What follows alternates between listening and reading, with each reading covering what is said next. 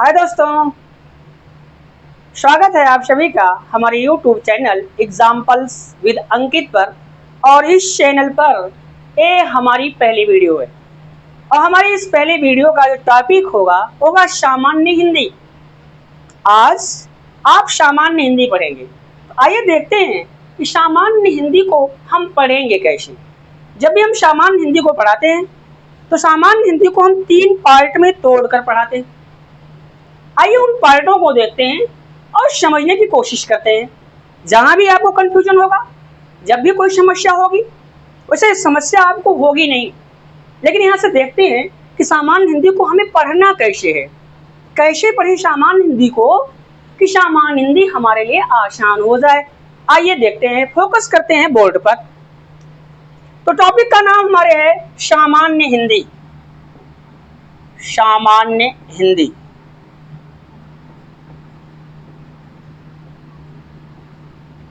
ये है हमारी टॉपिक। हम आपको पढ़ाने जा रहे हैं सामान्य हिंदी। तो सामान्य हिंदी जब हम पढ़ाते हैं तो सामान्य हिंदी को हम 3 पार्ट में तोड़कर पढ़ाते हैं। अब वो तीनों पार्ट हैं कौन कौन से, जरा उसको फोकस कर लेते हैं। तो देखिए, जो हमारा पहला पार्ट है वो होगा भाषा। भाषा। अब आप भी बोलेंगे कि सामान्य हिंदी का भाषा से क्या रिलेशन है तो भाई हिंदी क्या है? भाषा है। तो पहले हम जानेंगे कि भाषा क्या होती है और भाषा को सही रूप देने के लिए हमें किसकी शरण में जाना पड़ता है। वो है कौन? तो है दूसरा हमारा व्याकरण। व्याकरण ये दूसरा पार्ट हमारा है। पहला पार्ट हो गया हमारा भाषा और दूसरा पार्ट जो है हमारा वो व्याकरण है। अब तीसरे पार्ट की तरफ चलते हैं। जो तीसरा पार्ट हमारा है वो है शब्दावली। शब्दावली। शब्दावली ये तीसरा पार्ट है। आप पढ़ रहे हैं सामान्य हिंदी और मैं आपको पहले ही बता चुका हूं, जब मैं सामान्य हिंदी पढ़ाता हूं तो उस सामान्य हिंदी को हम 3 पार्ट में तोड़कर पढ़ाते हैं। पहला पार्ट आप देख रहे हैं भाषा है, दूसरा पार्ट है हमारा व्याकरण और तीसरा पार्ट है हमारा शब्दावली। अब थोड़ा थोड़ा इनके बारे में जान लेते हैं। अब जैसे कि हिंदी क्या है? एक भाषा है। तो भाषा क्या होती है? आपको भाषा जानना होगा, भाषा का पूरा बैकग्राउंड आपको जानना होगा और भाषा को सही रूप देने के लिए हमें व्याकरण की आवश्यकता पड़ती है। अब अगर आपसे कोई पूछ ले कि भाषा और व्याकरण में क्या संबंध है तो आप क्या बताएंगे? तो भाषा और व्याकरण में वही संबंध है जो हमारी शरीर और सांस का है। जैसे हमारा शरीर बहुत सुंदर हो सकता है, बहुत आकर्षक हो सकता है, हम बहुत शक्तिशाली हो सकते हैं, स्मार्ट हो सकते हैं, लेकिन कब तक? जब तक हमारी सांस चलेगी। और जैसे ही हमारी सांस रुकेगी हमारा शरीर बेकार हो जाएगा। तो भाषा तभी तक जिंदा है जब तक उसकी सांस, व्याकरण उसके अंदर है। अर्थात अगर हम भाषा से उसके व्याकरण को अलग कर दें तो हम सिर्फ अलग ही नहीं करेंगे, हम भाषा की जान निकाल लेंगे, हम उसका प्राण निकाल लेंगे और भाषा निष्प्राण हो जाएगी। तो अब समझिए कि भाषा और व्याकरण में क्या संबंध है। तो भाषा और व्याकरण में संबंध है, व्याकरण भाषा का प्राण होता है, व्याकरण भाषा की जान होता है। बिना व्याकरण के भाषा निष्प्राण हो जाती है।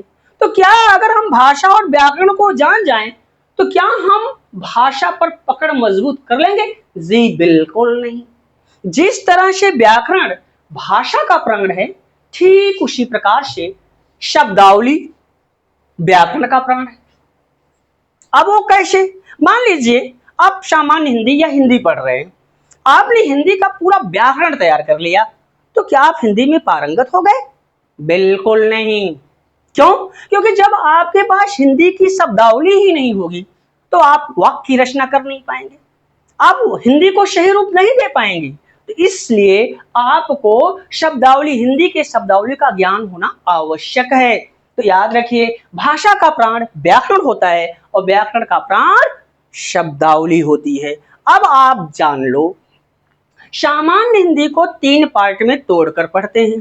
पहला पार्ट हमारा भाषा, दूसरा पार्ट हमारा व्याकरण और तीसरा पार्ट हमारा शब्दावली। अब भाषा में आपको पढ़ना क्या क्या है, भाषा का बैकग्राउंड क्या होता है, जरा उस पर फोकस करते हैं। कैसे जानेंगे हम भाषा के बारे में, तो आइए जानते हैं। पार्ट ए हमारा होगा भाषा।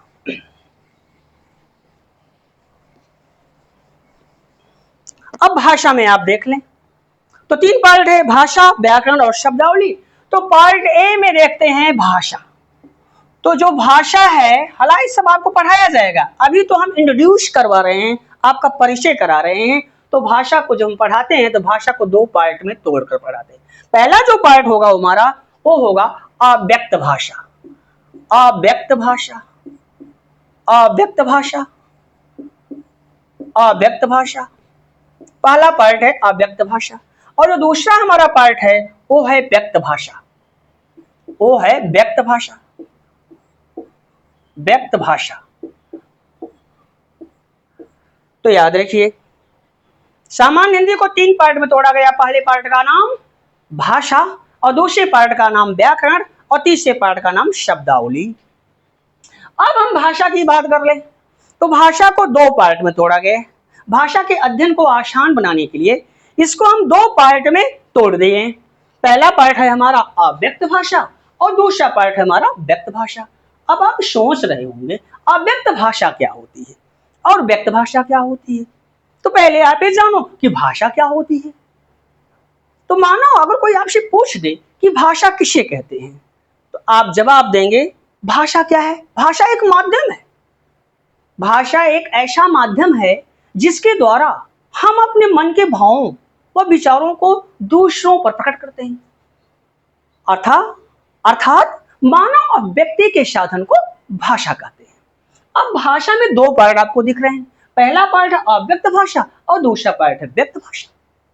अब बोले भाई अव्यक्त भाषा क्या होती है, तो अव्यक्त भाषा एक ऐसी भाषा है जिसे मानव नहीं समझ सकता।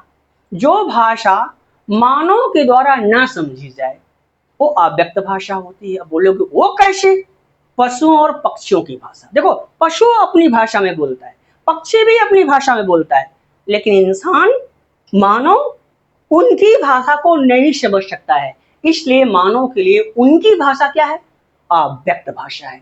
अब बात करें व्यक्त भाषा क्या होती है, तो व्यक्त भाषा वो भाषा होती है जिस भाषा को इंसान समझ सकता है, मानव समझ सकता है, जैसे हिंदी, अंग्रेजी, उर्दू, संस्कृत इटसेट्रा।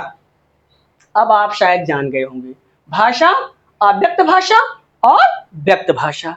अब इस व्यक्त भाषा के अध्ययन को आसान बनाने के लिए इसको 2 पार्ट में विभाजित किया गया है। अब उनको जान लेते हैं।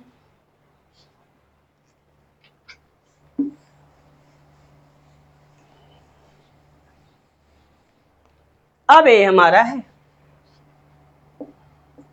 व्यक्त भाषा। व्यक्त भाषा ए हमारा व्यक्त भाषा। अब व्यक्त भाषा के अध्ययन को आसान बनाने के लिए इसको 2 पार्ट में डिवाइड किया गया है। पहला जो पार्ट है हमारा वो है व्यक्त भाषा के रूप। व्यक्त भाषा के रूप, व्यक्त भाषा के रूप। और दूसरा जो पार्ट वो हमारा है वो है व्यक्त भाषा के प्रकार। व्यक्त भाषा के प्रकार, के प्रकार, व्यक्त भाषा के रूप और व्यक्त भाषा के प्रकार, 2 पार्ट हो गए।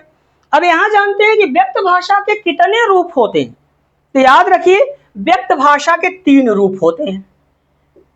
पहले नंबर पे है लिखित भाषा, लिखित भाषा, लिखित भाषा। और दूसरे नंबर पे है मौखिक भाषा, मौखिक भाषा। और जो तीसरे नंबर पे है वो है सांकेतिक भाषा, सांकेतिक भाषा, सांकेतिक भाषा। तो व्यक्त भाषा के 3 रूप हो गए। पहले नंबर पे लिखित भाषा, दूसरे नंबर पर मौखिक भाषा और तीसरे नंबर पर सांकेतिक भाषा। अब व्यक्त भाषा के प्रकार को देखेंगे तो व्यक्त भाषा के 4 प्रकार होते हैं। पहले नंबर पे है वो राजभाषा है, राजभाषा। दूसरे नंबर पे है राष्ट्रभाषा, राष्ट्रभाषा। दूसरे नंबर पे है राष्ट्रभाषा और तीसरे नंबर पे है मातृभाषा, मातृभाषा। और चौथे नंबर पे है मानक भाषा, मानक भाषा, मानक भाषा। तो याद रखिए। अब एक बार हल्का सा क्विक रिवीजन मारते हैं पीछे से। हम पढ़ा रहे हैं आपको सामान्य हिंदी। जब हम सामान्य हिंदी पढ़ाना शुरू करते हैं तो हम सामान्य हिंदी के अध्ययन को आसान बनाने के लिए इसको 3 पार्ट में तोड़ देते हैं। पहले पार्ट का नाम भाषा, दूसरे पार्ट का नाम व्याकरण और तीसरे पार्ट का नाम शब्दावली। तो भाषा के अध्ययन को आसान बनाने के लिए इसको 2 पार्ट में तोड़ा। पहले पार्ट का नाम अव्यक्त भाषा और दूसरे पार्ट का नाम व्यक्त भाषा। तो अव्यक्त भाषा में कोई पार्ट नहीं होता है और व्यक्त भाषा में होते हैं 2 पार्ट, व्यक्त भाषा के रूप और व्यक्त भाषा के प्रकार। तो व्यक्त भाषा के रूप होते हैं 3, लिखित भाषा, मौखिक भाषा और सांकेतिक भाषा। और व्यक्त भाषा के प्रकार की बात करें तो व्यक्त भाषा के होते हैं 4 प्रकार। पहला है राजभाषा, दूसरा है राष्ट्रभाषा, तीसरा है मातृभाषा और चौथा है मानक भाषा। अब आप सोच रहे होंगे कैसे कवर करेंगे, सारी चीज कवर होगी, एक एक चीजें आपको पढ़ाई जाएंगी, ये सब आपको पढ़ाया जाएगा। अभी तो हम सिर्फ इंट्रोडक्शन करवा रहे हैं सामान्य हिंदी का, तो आपने ये देख लिया। अब हम चलते हैं, ये आपको भाषा में पढ़ाया जाएगा। अब हम भाषा के प्राण की बात करते हैं। तो मैंने आपको पहले क्या बताया, भाषा का जो प्राण होता है वो व्याकरण होता है। अगर कोई आपसे पूछे कि भाषा का प्राण क्या है या कोई आपसे पूछ दे कि व्याकरण किसे कहते हैं, आपको बहुत लंबी चौड़ी परिभाषा देने की आवश्यकता नहीं। आप सिर्फ ये कह सकते हैं कि भाषा व्याकरण का प्राण होता है, भाषा का प्राण व्याकरण होता है, अर्थात व्याकरण भाषा की जान होता है। बिना व्याकरण के भाषा निष्प्राण हो जाती है। अब हम चलेंगे सामान्य हिंदी के दूसरे पार्ट व्याकरण की तरफ। हम फिर बता दे रहे हैं आपको कि व्याकरण भाषा का प्राण होता है, भाषा का मूलाधार होता है। बिना व्याकरण के हम भाषा को अच्छी तरह से समझ ही नहीं सकते। क्यों? क्योंकि व्याकरण में ही भाषा का प्राण निहित होता है, अर्थात व्याकरण ही भाषा का प्राण होता है। बिना व्याकरण के भाषा निष्प्राण हो जाती है। आइए हम चलते हैं पार्ट सेकंड जो है व्याकरण। उसमें आप क्या क्या पढ़ेंगे वो चीज आप जान लीजिए।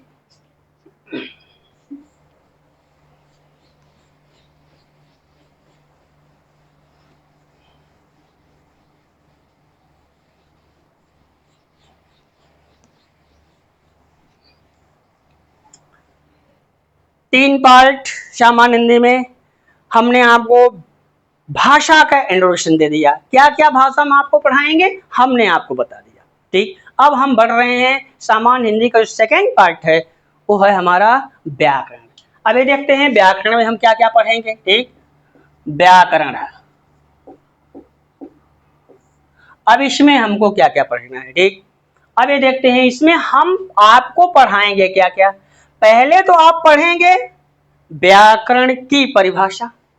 व्याकरण की परिभाषा क्या होती है, व्याकरण का भाषा से क्या रिलेशन है, ये चीज जानेंगे। और व्याकरण के अंतर्गत आप कौन कौन से टॉपिक को टच करेंगे, कौन कौन सी टॉपिक व्याकरण के अंतर्गत आपको पढ़ना है। तो याद रखिए पहला जो टॉपिक होगा वो है हमारा वर्णमाला। पहला जो चैप्टर होगा वो है वर्णमाला।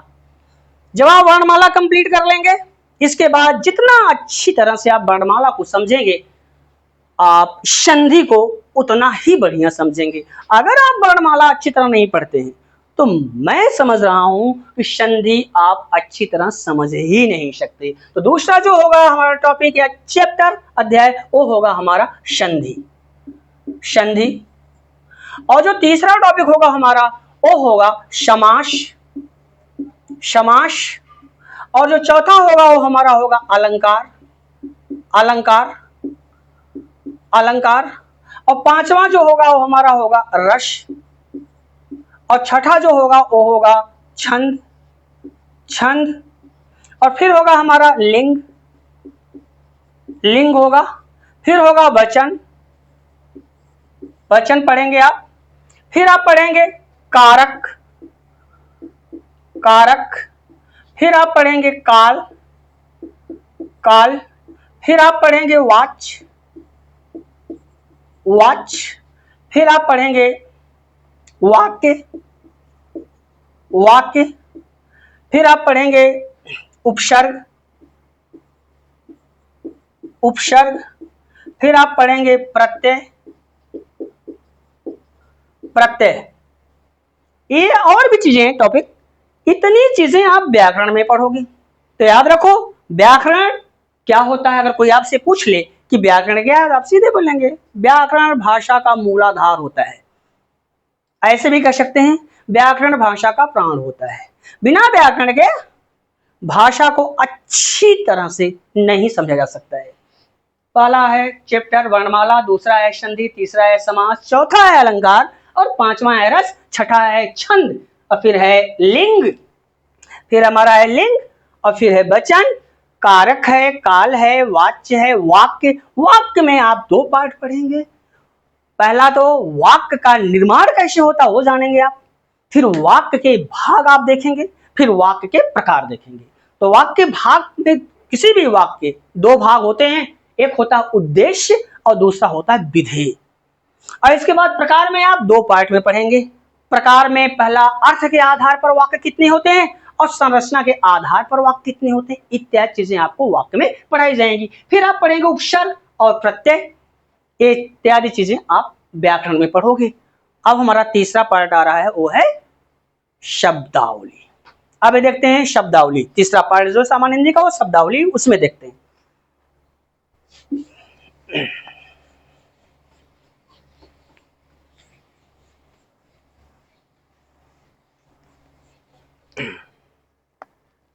ये हमारा है सी पार्ट शब्दावली।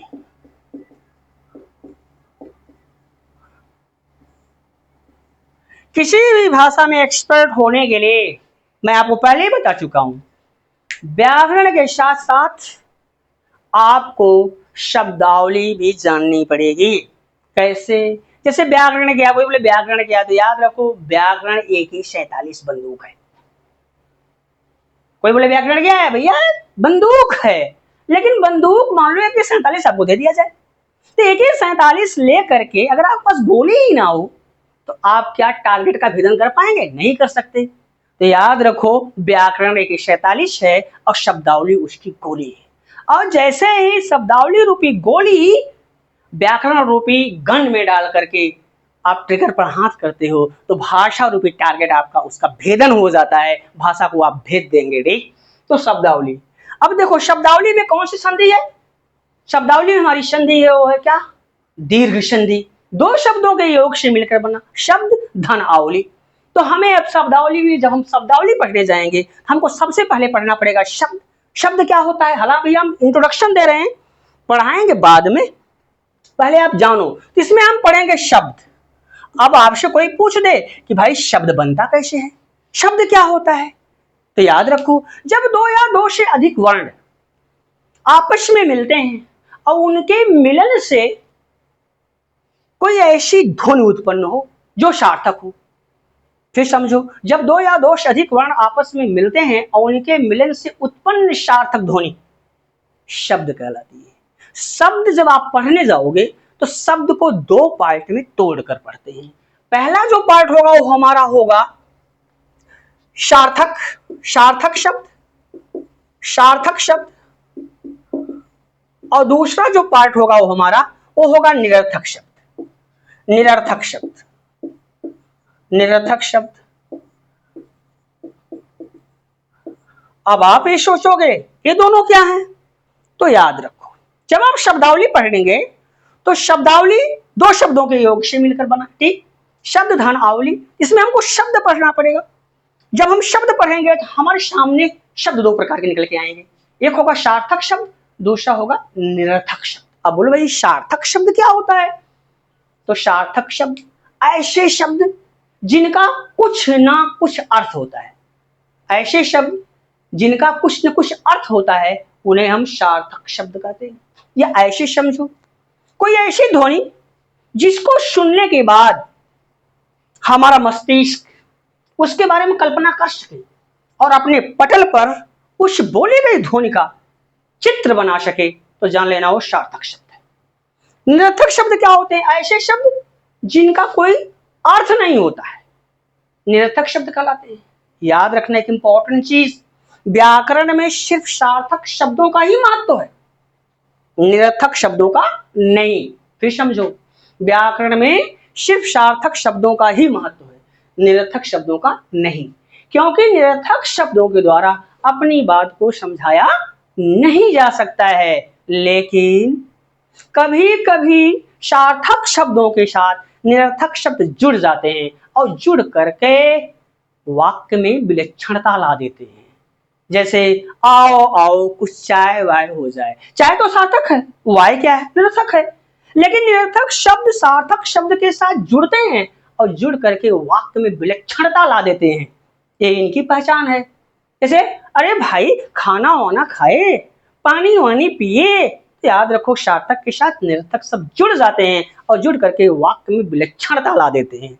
अब बात करें सार्थक शब्द की, तो शब्दावली के अंदर सिर्फ हमारा फोकस क्या होगा? हमें सीखना होगा सार्थक शब्द। अब इसी सार्थक शब्द को समझते हैं कि सार्थक शब्द को कैसे पढ़ें कि अच्छी तरह से समझ में आ जाए। तो सार्थक शब्दों को कितने भाग में डिवाइड किया गया है, कितने भाग में विभाजित किया गया है, आइए उनको देखते हैं।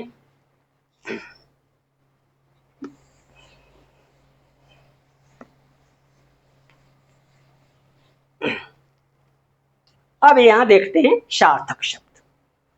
तो सार्थक शब्द में हमारा है सार्थक शब्द। सार्थक शब्द को हम चार पार्ट में तोड़कर पढ़ते हैं इसको। अब देखते हैं चार पार्ट हैं कौन कौन, तो ध्यान से देखिएगा, इसको इंपॉर्टेंट है। पहले नंबर पे जो है हमारा वो है रचना या बनावट के आधार पर, रचना या बनावट के आधार पर, बनावट के आधार पर, रचना या बनावट के आधार पे पहला है। अर्थात अब ये समझने की बात है कि रचना पूछ लिया एग्जाम में, परीक्षा में पूछ लिया, रचना के आधार पे शब्दों की संख्या होती है। अगर आपके विकल्प में 3 आ जाए, 4 आ जाए, 5 आ जाए, 6 आ जाए, तो पूछा जाता है एग्जाम में। तो रचना या बनावट के आधार पे शब्द कितने होते हैं ये जानेंगे। ये तो पहला हो गया। फिर दूसरा होगा हमारा उत्पत्ति, स्रोत या इतिहास के आधार पर। उत्पत्ति, स्रोत, इतिहास के आधार पर, इतिहास के आधार पर, के आधार पर, आधार पर याद रखिए, उत्पत्ति, स्रोत, इतिहास के आधार पर। एग्जाम में ऐसे पूछ सकता है, घुमा के पूछता है, उत्पत्ति के आधार पर शब्दों के कितने प्रकार होते हैं। मान लो उत्पत्ति ना पूछा, पूछ दिया स्रोत के आधार पे शब्द कितने होते हैं, या स्रोत नहीं पूछा, पूछ लिया घुमा के इतिहास के आधार पे शब्दों की संख्या कितनी है। ये दूसरा पार्ट हो गया। तीसरा जो हमारा आता है वो है हमारा अर्थ के आधार पे, अर्थ के आधार पे, अर्थ के आधार पे, आधार पर, अर्थ के आधार पर, ये है तीसरा पार्ट हमारा। और चौथा है विकार के आधार पे, विकार के आधार पर, के आधार पर, यहां पर है समझ लीजिएगा, विकार के आधार पे। तो याद रखो जब हमने शब्दावली की बात आपसे की, तो शब्दावली जब हम पढ़ने गए, अब कोई पूछते शब्दावली क्या है, कैसे बताएंगे आप? शब्दावली व्याकरण का प्राण होता है। अब कोई बोल दे व्याकरण और शब्दावली का क्या रिश्ता है, तो वही रिश्ता है जो हमारे शरीर और प्राण का है। अगर व्याकरण शरीर है तो शब्दावली उसका प्राण है, उसकी जान है। अगर शब्दावली को व्याकरण से अलग कर दें तो याद रखो व्याकरण निष्प्राण हो जाएगा। और व्याकरण क्या है? भाषा का प्राण होता है। अगर हम भाषा से उसके व्याकरण को अलग कर दें तो भाषा निष्प्राण हो जाएगी। अब शब्दावली में जब हम शब्द की बात किए तो दो पार्ट में तोड़ के पढ़ा। पहला पार्ट सार्थक शब्द का, दूसरा निरर्थक शब्द का। अभी यहाँ जो वर्गीकरण हुआ है वो सार्थक शब्दों का हुआ है। तो सार्थक शब्दों को डिवाइड किया हमने, पहला रचना या बनावट के आधार पे, तो याद रखो। दूसरा है उत्पत्ति, स्रोत या इतिहास के आधार पे, और तीसरा जो है वो अर्थ के आधार पे है, और चौथा जो विकार के आधार पे है। तो आइए यहां देखते हैं रचना या बनावट के आधार पे शब्द कितने होते हैं। तो याद रखिए 3 होते हैं। पहले नंबर पे जो हमारा है वो है रूढ़ शब्द। कौन सा शब्द है? रूढ़ शब्द। इसी को हम मूल शब्द आगे जब आपको लिखाएंगे, ये रूढ़ शब्द, इसी का दूसरा नाम है मूल शब्द। ये भाषा के गर्भ से जन्म लेने वाले शब्द होते हैं। ये भाषा इनको खुद जन्म देती है। जो भाषा अपने गर्भ से जिन शब्दों का जन्म देती है वो उस भाषा के रूढ़ या मूल शब्द कहलाते हैं। ठीक। दूसरे नंबर पे है यौगिक शब्द। यौगिक शब्द, यौगिक शब्द। और तीसरा जो होता है हमारा वो है योग रूढ़ शब्द। योग रूढ़ शब्द, रूढ़ शब्द। तो याद रखो एग्जाम में अगर पूछ दिया कि रचना या बनावट के आधार पर शब्द कितने होते हैं, तो याद रखो 3 होते हैं। पहले नंबर पे है रूढ़ शब्द, इसी का दूसरा नाम क्या है? मूल शब्द। और दूसरा है यौगिक शब्द, और तीसरे नंबर पे क्या है? योग रूढ़ शब्द। अब आप बोलोगे कैसे समझेंगे? अगर एग्जाम में पूछता है आपसे तो याद रखना, विकल्प को देखना। अगर पूछ लिया रचना या बनावट के आधार पर शब्दों की संख्या है तो याद रखना 3, रूढ़ शब्द, मूल शब्द, यौगिक शब्द, योग रूढ़ शब्द। और दूसरे नंबर पे है हमारा उत्पत्ति, स्रोत या इतिहास के आधार पे। याद रखो शब्द तो होते हैं 4, लेकिन हम पढ़ाएंगे आपको 5। लेकिन अगर एग्जाम में आपसे पूछता है कि उत्पत्ति, स्रोत या इतिहास के आधार पे शब्दों की संख्या कितनी है, आप बताएंगे 4, लेकिन हम आपको पढ़ाएंगे 5। ठीक। पहले नंबर पे है तत्सम, तत्सम। दूसरा है तद्भव, तद्भव। और तीसरा है देशज, देशज। और जो चौथा है वो है विदेशज, विदेशज। और जो 5वां है वो है हमारा संकर, संकर। ठीक, ये 5 हो गए हमारे। ठीक। अब आते हैं हम उत्पत्ति, स्रोत या इतिहास के आधार पे। अब देखिए अर्थ के आधार पे हमारे अगर पूछ लिया एग्जाम में अर्थ के आधार पे शब्द कितने होते हैं, तो याद रखो बताना है आपको 4, पढ़ाएंगे हम आपको 5। पहले नंबर पे है एक आर्थी, एक आर्थी, एक अर्थ वाले शब्द। दूसरा है अनेकार्थी, अनेकार्थी, अनेकार्थी। और तीसरा है विपरीतार्थी, विपरीतार्थी, विपरीतार्थी। और चौथा है समानार्थी, समानार्थी। और फिर 5वां है श्रुति समभिन्नार्थी, श्रुति समभिन्नार्थी, श्रुति समभिन्नार्थी, भिन्नार्थी, श्रुति समभिन्नार्थी। हमने आपको बताया ना, अगर पूछता है एग्जाम में अर्थ के आधार पर शब्दों की संख्या कितनी होती है तो बताएंगे आप कितना? 4। और पढ़ाएंगे हम आपको कितना? 5। अब है मोस्ट इंपॉर्टेंट, ठीक, विकार के आधार पे शब्द। तो विकार के आधार पे 2 पार्ट में यहां हो जाते हैं। ठीक। पहले नंबर पे है विकारी और दूसरे नंबर पे है अविकारी, अविकारी, विकारी और अविकारी। अबे जो विकारी है ये होते हैं हमारे 4। पहले नंबर पे संज्ञा है, दूसरे पे सर्वनाम है, सर्वनाम। और तीसरे पे है विशेषण, विशेषण। और चौथे पे जो है वो है क्रिया, क्रिया। और अविकारी में आते हैं वो होते हैं 4। पहला है क्रिया विशेषण, क्रिया विशेषण, क्रिया विशेषण पहला है क्रिया विशेषण। दूसरा है संबंध बोधक, संबंध बोधक, संबंध बोधक। और फिर तीसरा है समुच्चय बोधक, समुच्चय बोधक, समुच्चय बोधक। और चौथा है विस्मयादि बोधक, विस्मयादि बोधक, बोधक, विस्मयादि बोधक। तो याद रखिए, ये हम आपको पढ़ाएंगे इतने शब्द। स्क्रीनशॉट अगर आप इसका लेना चाहते हैं तो ले सकते हैं। आज की वीडियो में सिर्फ यहीं तक। मिलते हैं आपसे अगली वीडियो में। Tata bye bye. हाँ, चलने से पहले एक खास बात आपसे, अगर हमारी वीडियो आपको पसंद आई होगी, इसको लाइक जरूर कीजिएगा और दोस्तों के साथ शेयर भी कीजिएगा। और अगर नहीं पसंद आती है तो आपकी इच्छा। अब बात करें पसंद की। आपके पसंद वीडियो को, हमारी वीडियो को आप जब पसंद करते हैं उससे हमको मोटिवेशन मिलता है और हमारी हर वीडियो की नोटिफिकेशन आप तक सबसे पहले पहुंचे, ये हमारी हार्दिक इच्छा है। मिलते हैं आपसे अगली वीडियो में। Tata bye bye.